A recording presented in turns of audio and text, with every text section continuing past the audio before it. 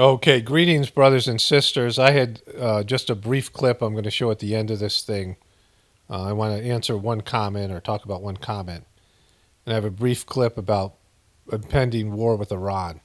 Maybe it's going to be a little bit shorter video today because we're doing the spiritual gathering. Those of you who are doing the meditation or are interested in my sort of takedown of Doogie, the corrupt master of the Heartfulness organization. I made these comprehensive videos over there that go with my Journey series stuff. And so, it's all linked in the description box of all these videos, the Gratefullness meditation channel.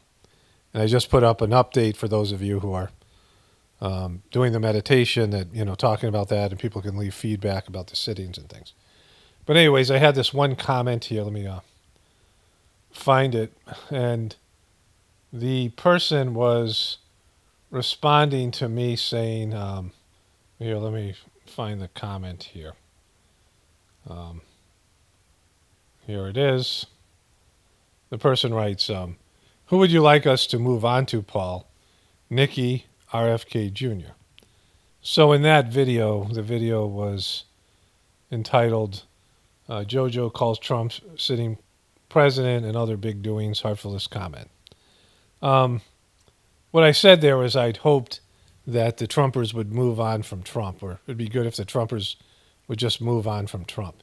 And the person who took the name, his name is that of a famous old school truther, someone my brother used to have on his radio show, one of the original old school truthers. And this guy is saying his name, but he doesn't understand the left-right paradigm, because I didn't say that I would like them to move on to another candidate, and even in the video I said they all suck. And so people can vote, right? I mean, that's your choice, and you can be a fan of these people or not. But if you're going to be a truther, you got to realize your vote is meaningless, and these people are not worth your emotional investment. In the beginning of his candidacy, RFK Jr. was saying good things. He was very knowledgeable. In fact, I learned some certain things about different issues or different, whatever, constructs and things and historical things from him. He was smart, and he was a truther in his own way. But then his take on Israel showed everyone he was a real shill, and he's imploded since then. He destroyed himself in the truth community, and really, in the left, his big chance for any sort of victory would have been truthers and the far left. And that might have been enough for him, especially in a three-way race, to make it interesting or even possibly win some states or maybe even win the election. I don't know. And so, and I said he's the first person that I would say legitimately expresses truther beliefs and believes in them. Like, he believed in these things before he ran for president. Things about the boop and things about, the environment and some other things about the war with Ukraine, that he was willing to say things other candidates weren't. There are candidates that embrace truther narratives, but they only do it to gain votes. And RFK Jr. seemed to really believe in these things, but he believes in Israel more, and he believes that Palestinians are the problem. And when he said those things, he was the worst shill that I'd ever seen. Like, it was embarrassing, right? But even when he was representing truther beliefs in a way that, was quality, was something that you could say was, he was possibly a legitimate truther, I knew he couldn't fix the system. And if he was a legitimate truther, they would never let him win. And if he did win, he would just implode the system faster. Because there's nothing that would collapse this system faster than somebody who's honest and truthful in a position of power. If the people who run this system really, I'm not talking about the presidents, but old money families, if all of a sudden they had sort of a come to Jesus moment, and I mean come to the truth type of moment, and they reverse their ways, they would destroy the system because it's built in illusion and evil and perception and all these things. A thoughtful person who moves along and understanding these narratives, understanding the nature of the beast and the nature of our system, economically, spiritually, materially, in terms of people's material lives and the materialism and all of the things that make up this system, you realize that truth is like kryptonite to this system, and truth and this system can't coexist. That we all have to be somewhat delusional about the system and pretend, and our perception of the system has to be something other than it really is. Because once you know what it really is, it's hard to be motivated to participate in it. It's hard to be motivated to be a part of it. It's like that guy in the Matrix, the character that wanted to be put back in the Matrix, right? He wanted to be unred pilled because his life was miserable, and all the pleasures and all the things that he could experience in the Matrix, he wanted those back, and he wanted to be blissfully ignorant of the true nature of the system and what was happening, right? He wanted to be used as a battery. He wanted his real body to go back and be used as a battery. He wanted to be put back in, and all that implies, right? Those are your choices. You can indulge in the system and just be blissfully ignorant of the evil nature of the system, or you can just be, in pain, reading the ingredients all the time and, seeing the true nature of the system and how that makes you feel like it's going to make you feel worse than if you just were a sheeple, right? People who are so-called awakened as opposed to sheeple. Sheeple are happier. Sheeple are more content, at least superficially. And so when you understand this, sure, you could vote, and you could maybe be more of a fan of one candidate over the other, but don't put your hopes in this thing, and don't be oblivious. Don't lie about Trump. Don't delude yourself about Trump, right? I mean, that's your choice. You want to do that, but don't call yourself a truther then, right? Trump, if you look at Trump's presidency, he didn't deliver on his promises. Now, all the Biden people are pissed at Biden because the liberals, the so-called woke people, liberals, are pissed at Biden because Biden is a centrist. He's not really a liberal. And any promises he made, he didn't deliver. And with Trump, he really didn't deliver on anything that's substantial. Maybe he worked a little bit on the wall and he did a few things that made it look like he was working for you. But if you understand the nature of Trump's presidency, right? When Trump left, his last years particularly, he imploded. He allowed them to run the COVID agenda through his presidency. He backed it. He did Operation Warp Speed, and he released the bloop. I mean, he called himself the father of the bloop. And I've showed you the various clips. I mean, let me just show you those clips here. Here's the compilation. Very long. We've instituted it before. 2 additional companies, AstraZeneca and Johnson & Johnson. As you know, the Johnson & Johnson's a one-dose, one-shot vaccine, so we're going to see how that works. That would be very helpful if that all came out, and I think it probably will. Also, they're showing tremendous promise, all of them, tremendous problem. We're very hopeful that the FDA will authorize the Pfizer vaccine within days. We've got to get it moving.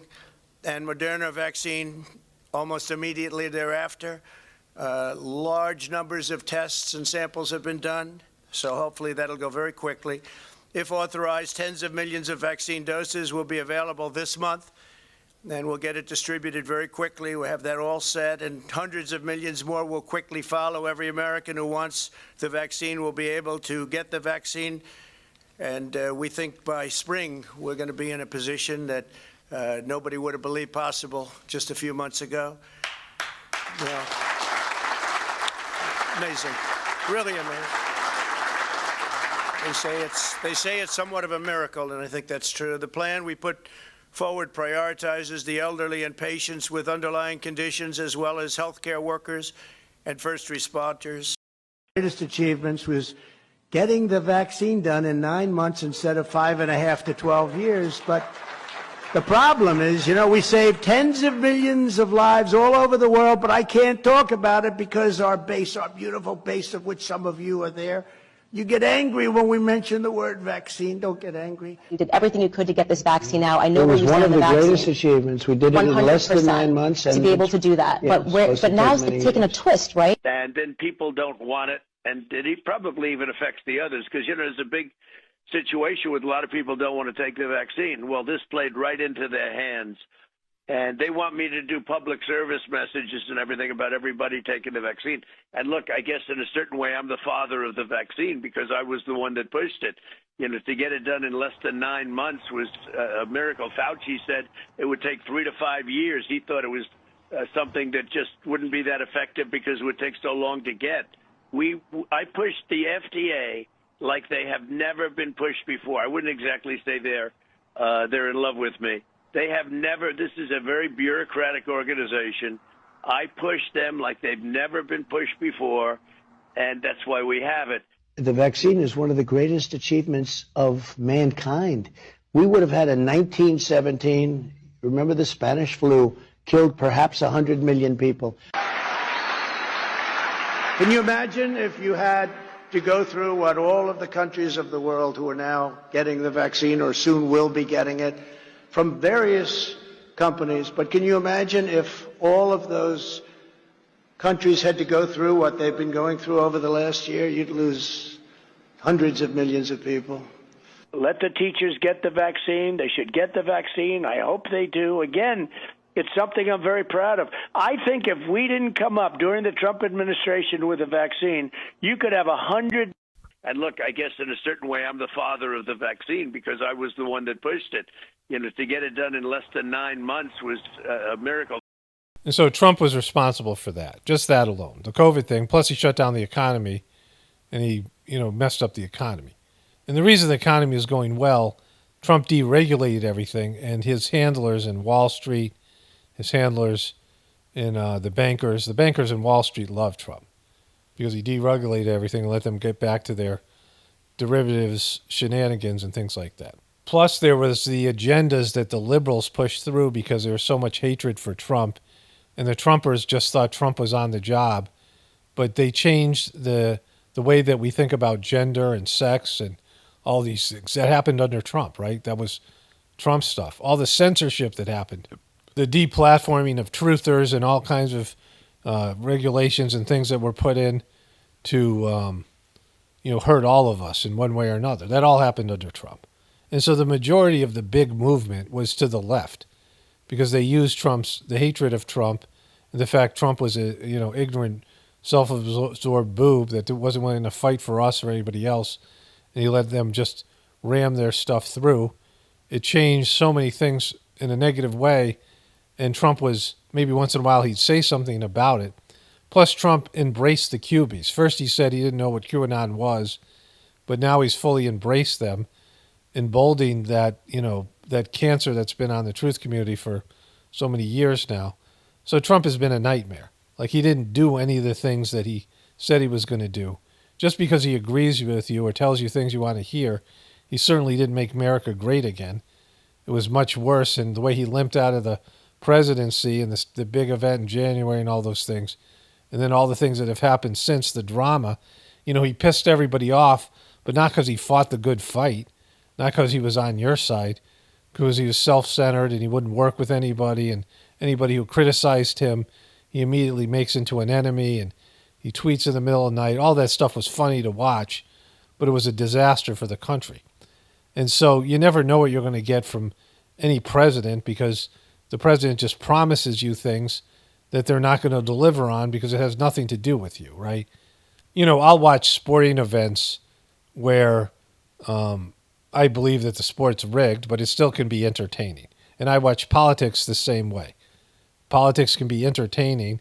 Of course, I'll mock it here and I'll cover it, and I'll cover the official story, but it's not a real thing. It's a part of the show.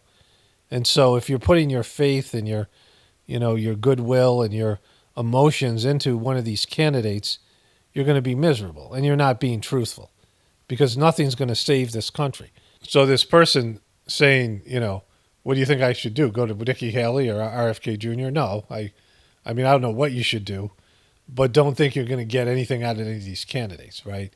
If you want to vote, fine. But just stop, all the comments I get from people saying they believe in Trump. You believe in Trump after all this? Like, what is it going to take? What is it going to take for you to realize this guy sucks? Like, he sucks. He's selfish. He's a cancer, and he's a disaster. And like I said, in truth, you don't know what you're going to get from any president. You know a little bit more about Biden and Trump because they've been president before, but still, you don't know what they're going to push through or what they're going to be. These guys are just puppets, right? So, like, it's just, spin the wheel. Like, it's whatever the powers that be want to push through. There was a study done, and not that you need to hear this study, but this study validated something we all know. And the study showed that whatever the issue was, when there was some sort of law being passed or some sort of issue that the Senate and the lawmakers were going to, create something, some kind of policy or whatever, some kind of law, that the side that had the most money always won. The side that was backed by the most money, the most establishment, always won. Not the one that was most popular with the people, not the one that the people wanted, but the one that was backed by the people that, run the monetary system. And if you don't understand the left and right paradigm and you've been a part of the truth community, then what are you doing here? Like, both sides are owned, right? And so, yeah, you just for hoo-has, for fun, you can root for one side or the other, just like you root for a team in a rigged Super Bowl. I mean, it's okay. You can, there's no problem with that, but stop pretending that, like, he's going to change things and it's like Super Trump and he's going to come in and he's going to make America great again. He's going to save the country. That isn't happening, right? The country is going to collapse when it's going to collapse. And like I said, the only way to expedite the collapse is to elect a truther, even though that truther wouldn't be able to do anything because that president would be under attack all the time. That president would be under indictment and attack, and, the establishment, the media, they would smear him. There was a little video clip. People had been wanting me to watch that Cat Williams stuff. He went after Kevin Hart and these other people. And I never got a chance to watch it, but there was a video clip up, and I don't know if it was from that or something else, but it was a short video, a 1-minute video. And he was talking about Dave Chappelle back when he had the Dave Chappelle Show. And the Dave Chappelle Show brought in $500 million, but they were only willing to pay him $50. And he said he wanted more money, and they said, well, by the time you get from like Cleveland to New York or something, you'll be a drug addict. And sure enough, the media said that he was a drug addict, and that whole thing happened with that, thing where he went AWOL. And so, the media is able to just smear anybody, and, that's what would happen to some president that was like a good person and a truther.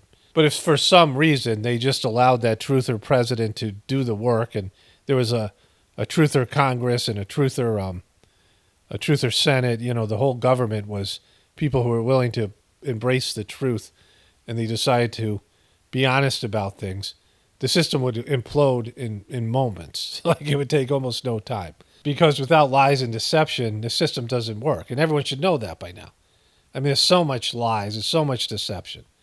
And it's all an illusion, right?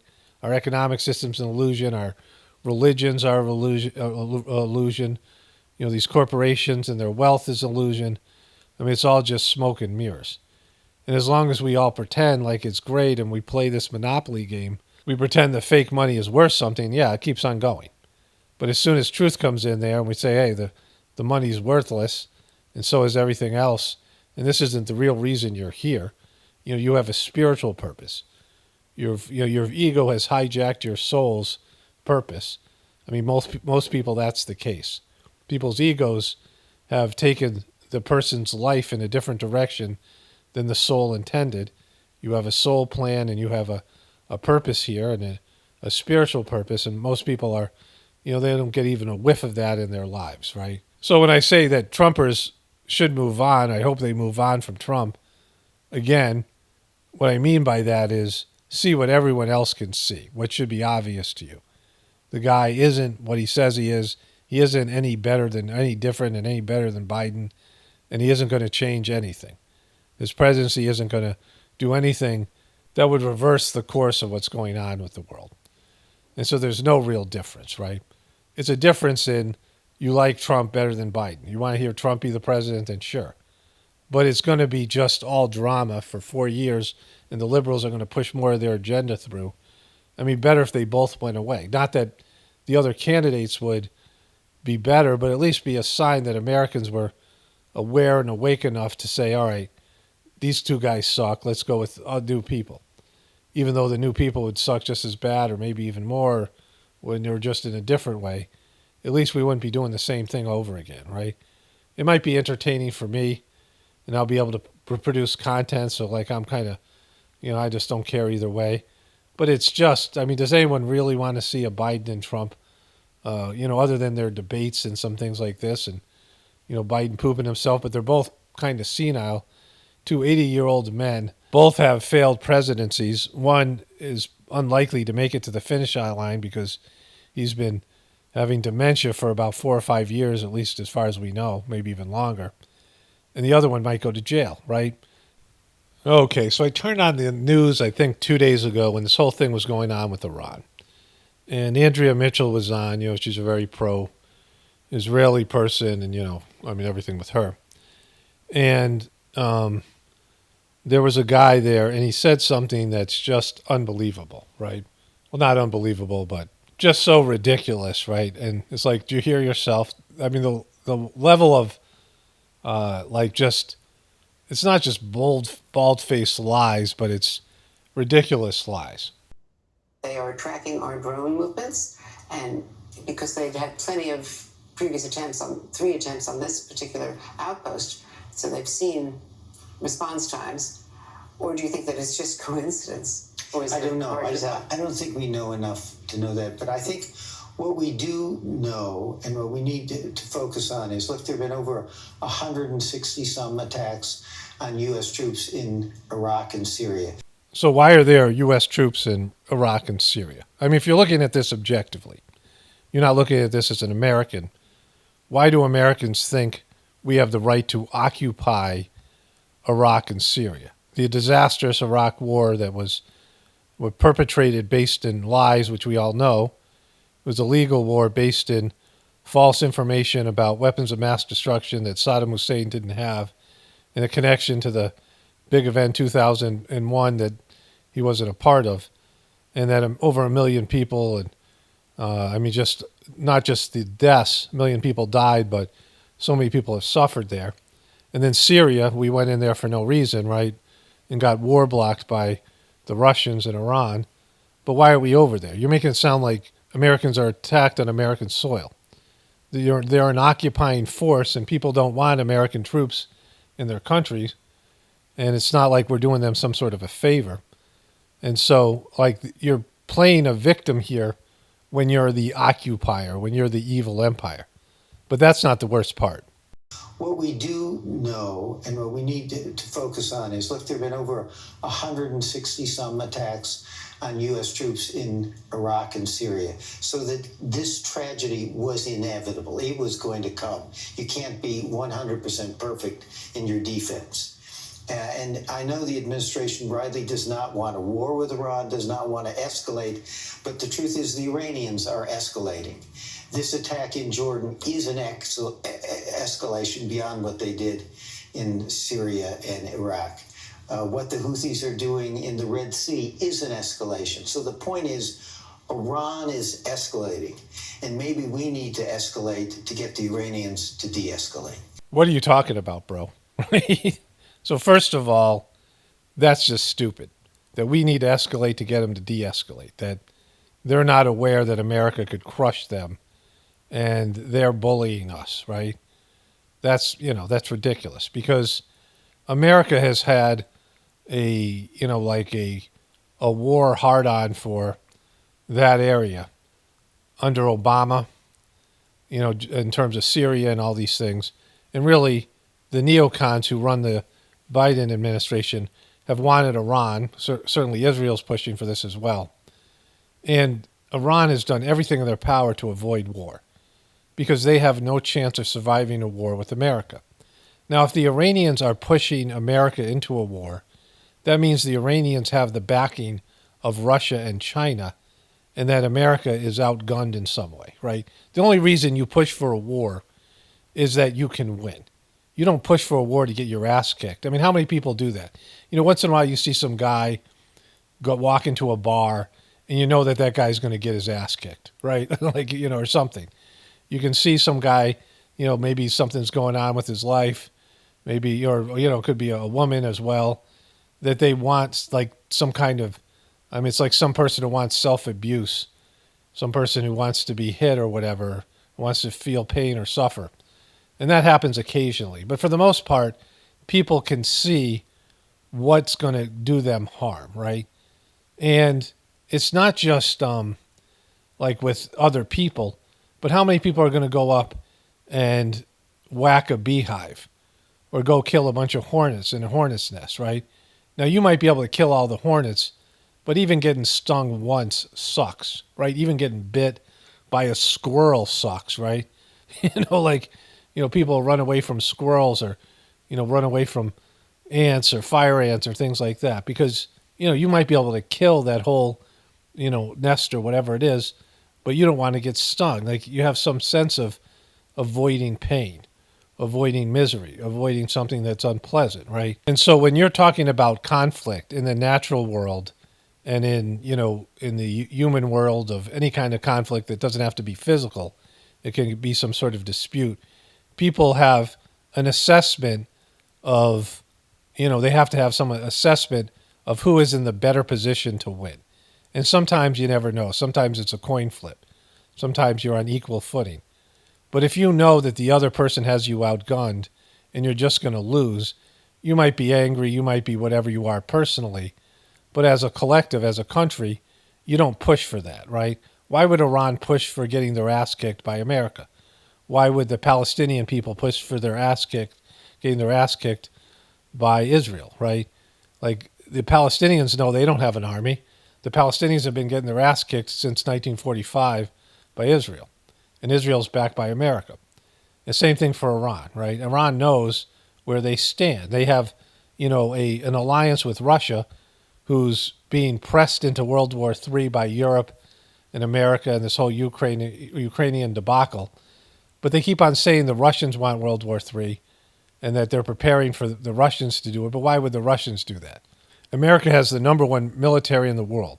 So unless China and Russia and they have some other alliance in some other ways, either through cyber attacks or something like this, they want to provoke America into something because they know they got America beat. That would be the only way. And if that's the case, then why are you pushing for that?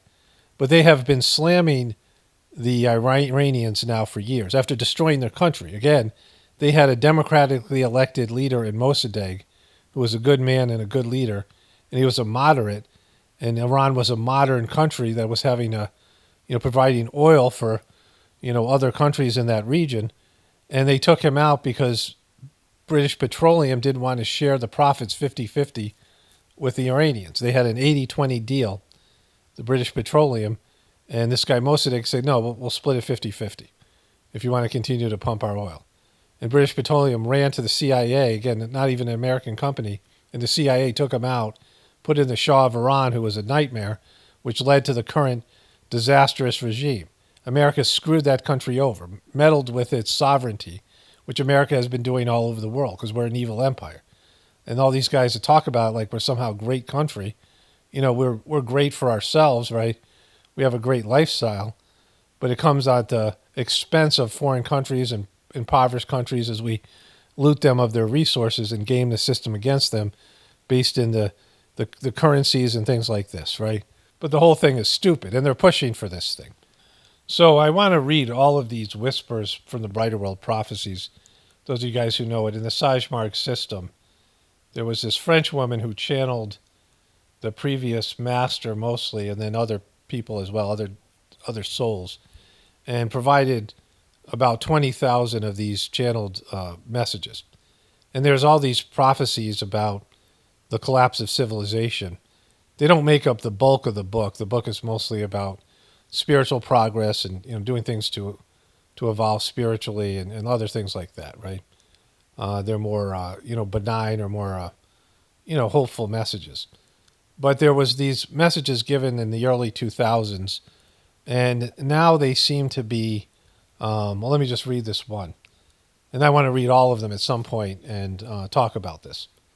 Wednesday, February 28th, 2001, 9 a.m. In a quarter of a century, so that would be 2026, or whatever that is, right? Around if it's around this time, in a quarter of a century, the Earth will experience a major turbulence. That will be the beginning of a cycle which Earthmen will find very difficult to go through. Fire will literally beat down in certain parts of the world, whereas torrents of rain will pour over others. Cataclysms will follow one another for many long years, keeping men frightened, Many will turn toward a supreme God, beseeching his forgiveness for more and more aberrant behaviors, as well as for the maltreatment imposed on their nourishing mother, the earth. The failure to respect the elements will lead to the effects generating terror among the population of the end of the century. In future ages, the present layout of the continents will be shattered, maps will need revising, yet the creatures inhabiting this planet will have more than enough to do in order to survive, rather than dealing with those details. Adam, Atom, will turn against mankind, who will not have been able to harness it, and its lightning power will be devastating. The time for punishment for such a conceit will take place as hard as it can, and men praying for their ancestors' glaring mistakes will suffer without having any control over the situation. The transformation of this planet must go through all these cataclysms in order to be effectively completed. Babaji, who was the second master of the system. Now, there's other messages talking about nuclear war being the nuclear power and being demonic and these other things. And I'm not going to read those. But, back when I first read this in 2005, so this was, 19 years ago, it sounded like, these things could come true. But, it wasn't like a slam dunk, right? And I was like, well, that's 20 years away. But now here we are a year away from this prophecy coming true, if it does come true, right? That a major thing will happen, bigger than anything we've ever seen. And then from that, other major things will happen for the next 100 years or so. So this was written in 2001, and I read it in 2005 or whatever it was when it was released, the first book. And most of the people in the mission, the people who do the meditation, didn't think much of these prophecies. And if they did, they didn't take them seriously. I know this because I started to change, what me and my family were doing based in some of these prophecies and things that were said earlier, and just seeing what was there to be seen, right? That our society, based in people alone, wasn't doing very well, right? I worked in the counseling world. I worked in treatment centers. I went to Walmart and I turned on the TV. So, I knew what was going on with people, and we're going in the wrong direction. And our society, is based in the people it produces, right? A system is only as good as the people it produces. The people are an outcome, a product of the system, and the system is a product of the people. And so if both suck, that means you're going in the wrong direction and something's going to give. You see this with families, you see this with businesses, you see it with countries or even states, and, that are misrun, where people are, immoral and unethical, and, they're partying and they're not thinking about consequences. They're living on credit cards and they're, borrowing money without ever having any way of paying it back, and they're taking risky behaviors. They're doing self-abusive and self-sabotaging behaviors, and eventually it's going to come around and bite them in the ass, right? Eventually there's going to be consequences. It always happens, and it's going to happen to all of us. And I could see this back in 2000, even before this. I read these prophecies, and I'm like, yeah, that probably is going to happen. I mean, I believed in the book and, all these things. But for the most part, most people didn't. Most people, if I told them about this, they would just, certainly if they didn't practice a system. I mean, even people who did the meditation didn't think very much of this, right? But now when you look at it, it's a lot different, right? Now that when you see it, it's a lot more believable. It's a lot more believable that we're in the end of, or the beginning of the end, or the middle of the end, or whatever it is, of our civilization. Because it can't go on any further. It's something that's so destructive, it has to end sometime soon, because it should. Like everything dies, and this is a bad system, a cancerous system, a system that is, so resource heavy and so unfunctional, right? Lots of input, and what it produces in terms of the output is bad stuff. Pollution and hedonism and, dumbed down idiocracy type people. And there's a degradation of the human system, a breakdown of the family, a breakdown of morality, and just, people are being really screwed up and selfish. I mean, the egotism and the selfishness and the entitlement. And so it has to come to an end at some time. It's a lot more believable now. And here we are rushing into World War III, right as these predictions had said it would, right?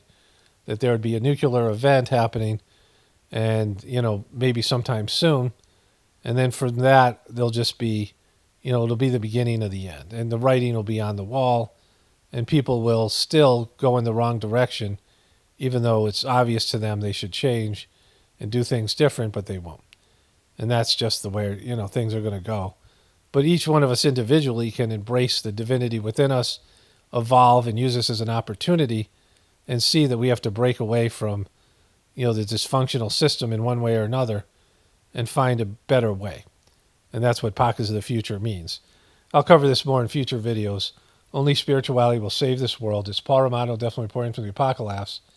And the essential, everyone have a blessed day and be grateful.